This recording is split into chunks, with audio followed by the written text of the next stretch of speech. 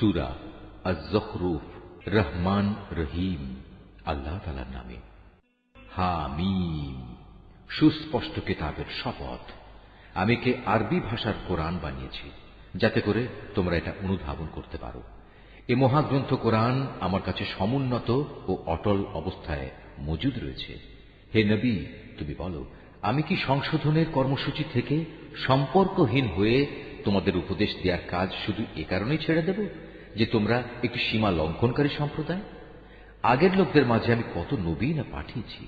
তাদের অবস্থা ছিল, যে নবী তাদের কাছে আসত ওরা তার সাথেই ঠাট্টা বিদ্রুপ করত। তাদের মধ্যে যারা শক্তি সামর্থ্যে প্রবল ছিল আমি তাদের সবাইকে ধ্বংস করে দিয়েছি। এ ধরনের উদাহরণ আগে তো অনেকগুলোই অতিবাহিত হয়ে গেছে।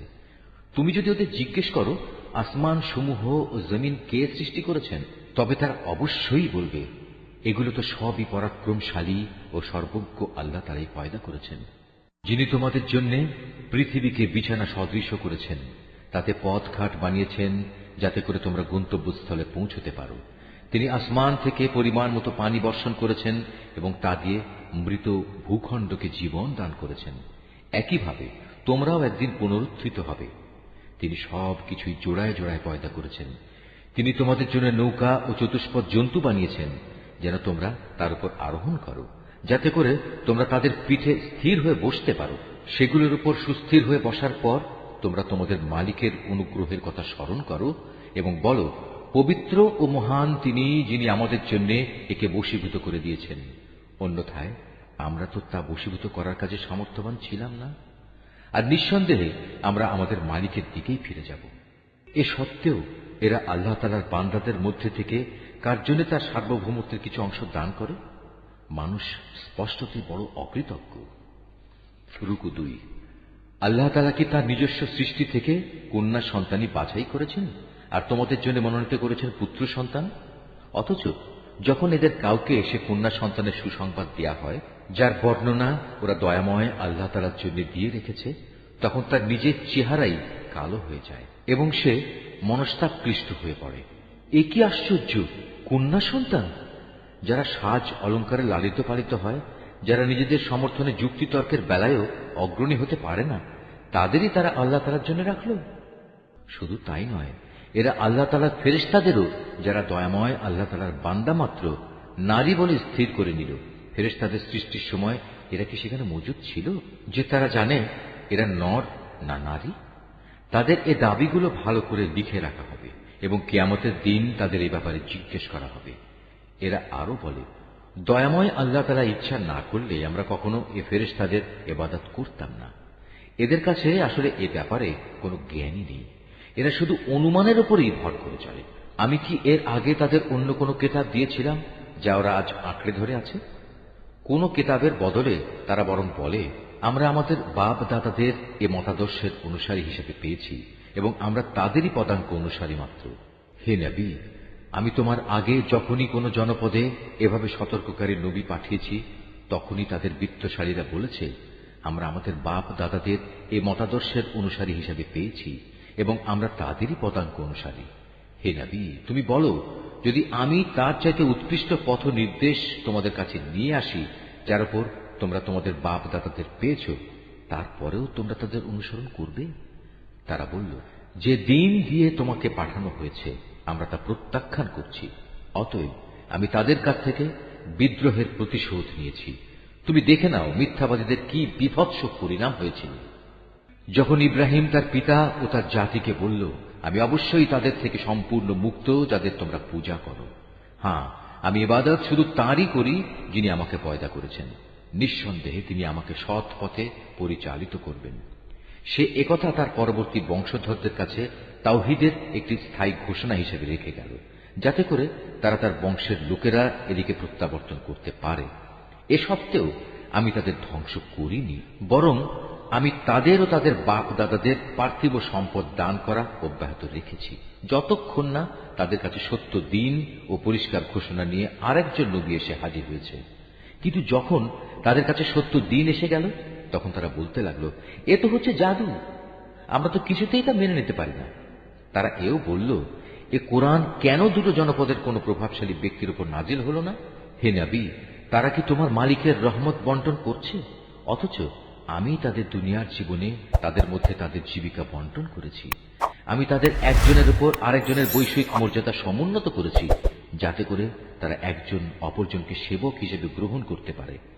কিন্তু তোমার মালিকের রহমত অনেক উৎকৃষ্ট, তারা যেসব সম্পদ জমা করে তার চেয়ে বড়। যদি এ কথার আশঙ্কা না থাকত যে দুনিয়ার সব কয়টি মানুষ একই পথের অনুসারী হয়ে যাবে, তাহলে দয়াময় আল্লাহ তাআলার অস্বীকারী কাফেরদের ঘরের জন্য আমি রৌপ্য নির্মিত ছাদ ও সিঁড়ি বানিয়ে দিতাম, যার উপর দিয়ে তারা উঠত নামত। তাদের ঘরের জন্য সাজিয়ে দিতাম রৌপ্য নির্মিত দরজা ও পালঙ্ক, যার উপর তারা হেলান দিয়ে বসত। প্রয়োজনে তা স্বর্ণ নির্মিতও করে দিতে পারতাম। আসলে এর সব কয়টি জিনিসই তো হচ্ছে পার্থিব জীবনের ধন সম্পদ। আর হে নবী, আখিরাত ও তার সম্পদ তোমার মালিকের কাছে, একান্তভাবে তাদের জন্য যারা আল্লাহ তাআলাকে ভয় করে। যে ব্যক্তি দয়াময় আল্লাহ তাআলা স্মরণ থেকে মুখ ফিরিয়ে নেয়, আমি তার জন্য একটি শয়তান নিয়োজিত করে দিই, তারপর সেই সর্বক্ষণ তার সাথী হয়ে থাকে। তারাই অতঃপর তাদের আল্লাহ তাআলার পথ থেকে দূরে সরিয়ে রাখে, অথচ তারা নিজেরা মনে করে তারা বুঝি সঠিক পথের উপরই রয়েছে। যখন এই ব্যক্তি কিয়ামতের দিন আমার সামনে হাজির হবে, তখন তার সাথী শয়তানকে দেখে সে বলবে, হায়, কত ভালো হতো যদি আজ আমার ও তোমার মাঝে দুই উদয়াচলের ব্যবধান থাকত। তুমি কত নিকৃষ্ট সাথী ছিলে আমার। বলা হবে, যখন তোমরা শয়তানকে সাথীরূপে গ্রহণ করে নিজেদের উপর জুলুম করেছিলে, তখন আজও তোমরা এই আযাবে একজন আরেকজনের অংশীদার হয়ে থেকো। হে নবী, তুমি বলো, আজ এগুলো তোমাদের কোনো রকম উপকারই দেবে না। হে নবী, তুমি কি বধিরকে কিছু শোনাতে পারবে? অথবা পারবে কি পথ দেখাতে সে অন্ধকে, যে সুস্পষ্ট গুমরাহিতে নিমজ্জিত? অতঃপর আমি তোমাকে দুনিয়া থেকে উঠিয়ে নিয়ে গেলেও আমাকে এদের কাছ থেকে বিদ্রোহের প্রতিশোধ নিতে হবে, অথবা তোমার জীবদ্দশায় তোমাকে সে শাস্তির বিষয় দেখিয়ে দেই যেটার ওয়াদা আমি তাদের দিয়েছি, তাতেও এই প্রতিশোধ কেউ ঠেকাতে পারবে না। আমি অবশ্যই তাদের উপর প্রবল ক্ষমতায় ক্ষমতাবান। অতএব এই গ্রন্থ যা তোমার উপর ওহী করে পাঠানো হয়েছে তা শক্তভাবে আঁকড়ে ধরো। তুমি অবশ্যই সঠিক পথের উপর রয়েছ। নিঃসন্দেহে এ কোরআনটা তোমার ও তোমার জাতির জন্য উপদেশ। অচিরেই তোমাদের এই ব্যাপারে জিজ্ঞাসাবাদ করা হবে। হে নবী, তোমার আগে আমি যেসব রসুল পাঠিয়েছিলাম তুমি তাদের জিজ্ঞেস করে দেখো, আমি কি কখনো তাদের জন্য দয়াময় আল্লাহ তাআলা ছাড়া অন্য কোনো মাবুদ ঠিক করে দিয়েছিলাম যার আসলেই কোনো ইবাদত করা যেত? আমি মূসাকেও আমার নিদর্শন সমূহ দিয়ে ফেরাউন ও তার পারিষদদের কাছে পাঠিয়েছিলাম। অতঃপর সে তাদের কাছে গিয়ে বলল, আমি হচ্ছি সৃষ্টিকুলের মালিকের রসুল। যখন সে সত্যি সত্যি আমার নিদর্শন সমূহ নিয়ে তাদের কাছে এলো, তখন সাথে সাথে তারা তাকে নিয়ে হাসি ঠাট্টা করতে লাগলো। আমি তাদের যে নিদর্শনই দেখাতাম তা আগেরটা চাইতে বড় হতো। সবই যখন ব্যর্থ হলো, তখন আমি তাদের আযাব দিয়ে পাকড়াও করলাম, যাতে করে তারা আমার দিকে ফিরে আসে। আযাব দেখলেই তারা মূসাকে বলতো, হে জাদুকর, তোমার মালিক তোমার সাথে যে ওয়াদা করেছেন তার ভিত্তিতে তার কাছে আমাদের জন্য দোয়া করো। নিষ্কৃতি পেলে আমরা সঠিক পথে চলব। অতঃপর আমি যখন তাদের উপর থেকে আযাব সরিয়ে নিলাম, তখনই তারা মূসাকে দেয়া অঙ্গীকার ভঙ্গ করে বসল। একদিন ফেরাউন তার জাতিকে ডাকলো এবং বলল, হে আমার জাতি, তোমরা কি বলো মিশরের রাজত্ব আমার জন্য নয়? এই নদীগুলোকে আমার প্রাসাদের নিচে দিয়ে প্রবাহিত হচ্ছে না? তোমরা কি কিছু দেখতে পাচ্ছ না? আমি কি সে ব্যক্তি থেকে শ্রেষ্ঠ নই যে খুব নিচু জাতের লোক, এবং সে তো নিজের কথাগুলো পর্যন্ত স্পষ্ট করে বলতে পারে না? নবী হলে তাকে সোনার কঙ্কন পরানো হলো না কেন, কিংবা তার সাথে দল বেঁধে আসমানের ফেরেশতারাই বা কেন এলো না? এসব বলে সে তার জাতিকে বেকুব বানিয়ে দিল। এক পর্যায়ে তারা তার কথা মেনেও নিল। আসলে ওরাও তো ছিল এক নাফরমান সম্প্রদায়ের লোক। যখন তারা আমাকে দারুণভাবে ক্রোধান্বিত করল, তখন আমিও তাদের কাছ থেকে প্রতিশোধ নিলাম এবং তাদের সবাইকে পানিতে ডুবিয়ে দিলাম। আমি পরবর্তী বংশধরদের জন্য তাদের ইতিহাসের উল্লেখযোগ্য ঘটনা ও শিক্ষণীয় দৃষ্টান্ত করে রাখলাম।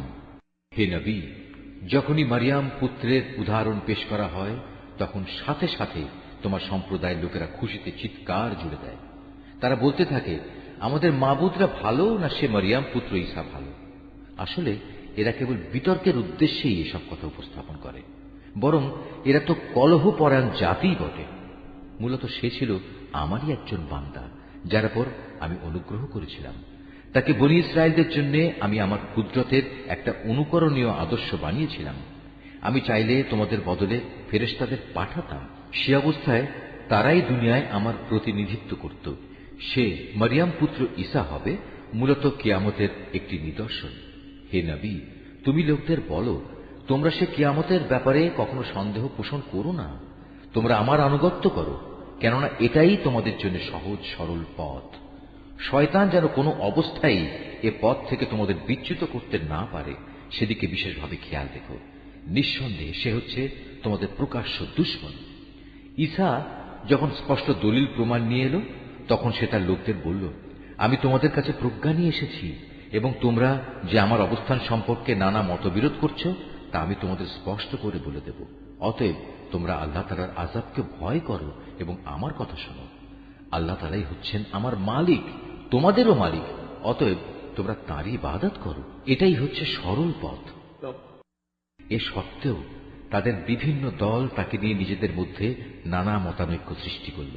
অতঃপর দুর্ভোগ ও কঠিন দিনের আযাব তাদের জন্যই, যারা অযথা বাড়াবাড়ি করল। তারা কি ফয়সালার জন্য কিয়ামতের ক্ষণটি আসা অপেক্ষা করছে? তা কিন্তু একদিন আকস্মিকভাবেই তাদের উপর এসে পড়বে এবং তারা টেরও পাবে না। সেদিন দুনিয়ার বন্ধুরা সবাই একে অপরের দুশমন হয়ে যাবে। অবশ্য যারা আল্লাহ তাআলাকে ভয় করেছে তাদের কথা আলাদা। সেদিন আমি পরেজগার বান্দাদের বলবো, হে আমার বান্দারা, আজ তোমাদের কোনো ডর ভয় নেই, না তোমরা আজ দুশ্চিন্তাগ্রস্ত হবে। এরা হচ্ছে সেসব লোক যারা দুনিয়াতে আমার আয়াতসমূহের উপর ঈমান এনেছে। মূলত তারা ছিল আমার অনুগত বান্দা। আমি আরো বলবো, তোমরা এবং তোমাদের সঙ্গী সঙ্গিনীরা জান্নাতে প্রবেশ করো। সেখানে তোমাদের সম্মানজনক মেহমানদারি করা হবে। সেখানে তাদের উপর সোনার থালা ও পান পাত্রের প্রচুর আনাগোনা চলবে। যা কিছুই তাদের মন চাইবে এবং যা কিছুই তাদের দৃষ্টিতে ভালো লাগবে তা সবই সেখানে মজুদ থাকবে। উপরন্তু তাদের বলা হবে, তোমরা এখানে চিরদিন থাকবে। আর এটা হচ্ছে সেই চিরস্থায়ী জান্নাত যার আজ তোমরা উত্তরাধিকারী হলে। এটা হচ্ছে তোমাদের সে নেক আমলের বিনিময় যা তোমরা দুনিয়ার জীবনে করে এসেছো। এখানে তোমাদের জন্য প্রচুর পরিমাণ ফল পাকড়া মজুদ থাকবে, যা থেকে তোমরা প্রাণ ভরে খেতে পারবে। অপরদিকে অপরাধীরা থাকবে জাহান্নামে, সেখানে তারা থাকবে চিরদিন। মুহূর্তের জন্যেও তার শাস্তি তাদের থেকে লঘু করা হবে না এবং একান্ত হতাশ হয়েই তারা সেখানে পড়ে থাকবে। এ আযাব দিয়ে কিন্তু আমি তাদের উপর মোটেই জুলুম করিনি, বরং তারা বিদ্রোহ করে নিজেরাই নিজেদের উপর জুলুম করেছে। ওরা জাহান্নামের প্রহরীকে ডেকে বলবে, ও হে প্রহরী, আজ তোমার প্রতিপালক যদি মৃত্যুর মাধ্যমে আমাদের ব্যাপারটা শেষ করে দিতেন তাহলেই ভালো হতো। সে প্রহরী বলবে, না, তা কিছুতেই হবার নয়। এভাবেই তোমাদের এখানে চিরকাল পড়ে থাকতে হবে। নবী বলবে, আমি অবশ্যই তোমাদের কাছে সত্য দিন নিয়ে এসেছিলাম, কিন্তু তোমাদের অধিকাংশ লোকই এ থেকে অনীহা প্রকাশ করেছিল। তারা কি নবীকে কষ্ট দেওয়ার পরিকল্পনা গ্রহণ করেই ফেলেছে? তাহলে তারা শুনুক, আমিও তাকে কষ্ট থেকে বাঁচানোর আমার পরিকল্পনা চূড়ান্ত করে রেখেছি। তারা কি ধরে নিয়েছে আমি তাদের গোপন কথা ও সলা পরামর্শ সমূহ শুনতে পাই না? অবশ্যই আমি তা শুনতে পাই। তাছাড়া আমার পাঠানো ফেরেশতা যারা তাদের ঘাড়ের পাশে বসে আছে তারাও তো সব লিখে রাখছে। হে নবী, তুমি এদের বলো, যদি দয়াময় আল্লাহ তাআলার কোনো সন্তান থাকত তাহলে আমি তার প্রথম ইবাদত গুজারদের মধ্যে অগ্রণী হতাম। আল্লাহ তাআলা অনেক পবিত্র, তিনি আসমান সমূহ ও জমিনের মালিক, মহান আরশের তিনি অধিপতি। এরা যা কিছু তার সম্পর্কে বলে তিনি তা থেকে পবিত্র। অতএব হে নবী, তুমি এদের সেদিন পর্যন্ত অর্থহীন কথাবার্তা ও খেলাধুলায় মত্ত থাকতে দাও, যখন তারা সে কঠিন দিনটির সম্মুখীন হবে যার ওয়াদা বারবার তাদের কাছে করা হয়েছে। তিনি হচ্ছেন আসমানেও মাবুদ, জমিনেও মাবুদ। তিনি বিজ্ঞ, কুশলী, সর্বজ্ঞ। প্রভূত বরকতময় তিনি। আসমান সমূহ, জমিন ও এ উভয়ের মধ্যবর্তী স্থানে যেখানে যা কিছু আছে, এ সব কিছুর একক সার্বভৌমত্ব তাঁর জন্যই। কিয়ামতের সঠিক খবর তাঁর কাছেই রয়েছে। পরিশেষে তোমাদের সবাইকে তাঁর কাছেই ফিরে যেতে হবে। তাকে বাদ দিয়ে এরা অন্য যেসব মাবুদকে ডাকে তারা তো আল্লাহ তাআলার কাছে সুপারিশের কোনো ক্ষমতাই রাখে না। তবে যারা সত্যের পক্ষে সাক্ষ্য দেবে তাদের কথা আলাদা। হে নবী, তুমি যদি তাদের জিজ্ঞেস করো কে তাদের পয়দা করেছেন, তারা বলবে অবশ্যই আল্লাহ তাআলা। তাহলে বলো, তোমরা তাকে বাদ দিয়ে কোথায় কোথায় ঠোকর খাচ্ছ? আল্লাহ তাআলা তার রাসূলের এ বক্তব্য সম্পর্কেও জানেন, হে আমার মালিক, এরা হচ্ছে এমন লোক যারা কখনোই ঈমান আনবে না। হে রাসূল, অতঃপর তুমি এদের থেকে বিমুখ থাকো, এদের ব্যাপার ক্ষমা সুন্দর দৃষ্টিতে দেখো এবং তাদের উদ্দেশ্যে বলো সালাম, কেননা অচিরেই ওরা সত্য মিথ্যা জানতে পারবে।